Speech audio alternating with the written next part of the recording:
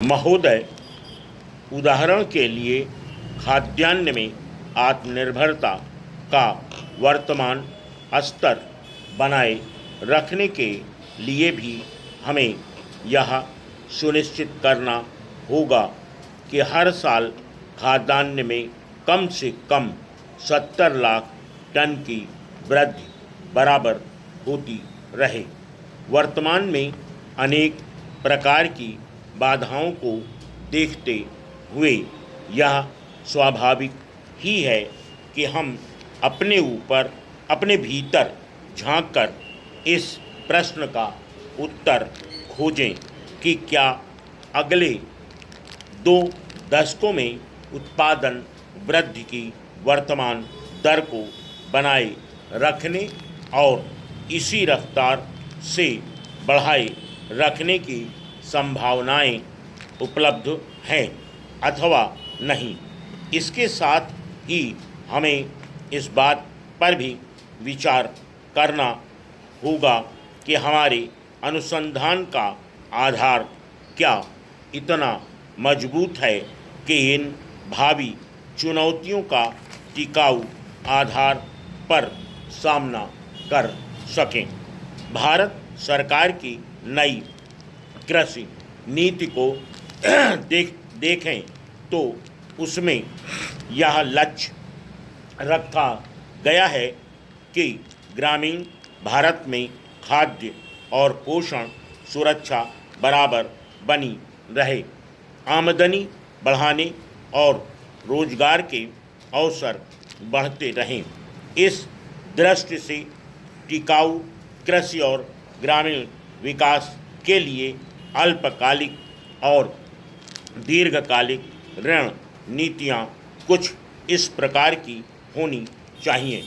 खाद्य उत्पादन में पौध प्रारूप को सुधार कर विकसित की गई गेहूं और धान की अधिक उपजशील किस्मों और मक्का, ज्वार तथा बाजरा में संकर ओज का उपयोग करके ही विशाल प्रगति की गई, लेकिन अब भी इन फसलों की उन्नत किस्मों की आधुनिक आनुवंशिक संभावनाओं का पूरा इस्तेमाल नहीं किया गया।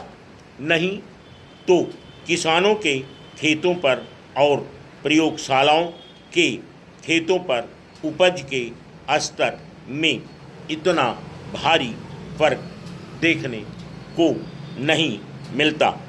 उदाहरण के लिए मध्यम अवधि वाले बौने धान की किस्में 6 टन प्रति हेक्टेयर तक पैदावार दे सकती हैं, जबकि सिंचित क्षेत्रों में इन किस्मों की औसत उपज 3 टन प्रति हेक्टेयर भी नहीं है। इससे साफ पता चलता है कि बौने धान की उपज संभावना का केवल 40 से 50% इस्तेमाल किया गया।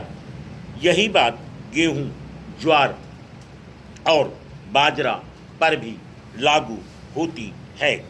यदि उपज को अस्थिर बनाने वाले कारकों को पहचानकर उनका सुधार कर दिया जाए तो इस समय उपलब्ध किस्मों का ही उपयोग करके अगले वर्षों में 2.5 करोड़ से 3 करोड़ टन अतिरिक्त खाद्यान्न पैदा किया जा सकता है।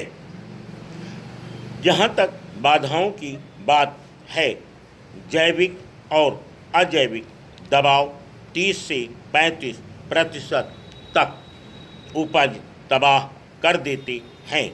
यदि किस्मों और संस्कारों में बाधा का वांछित स्तर दिया जाए और समेकित कीट प्रबंध की तकनीकें अपनाई जाएं, तो यह हानि काफ़ी हद तक कम की जा सकती है।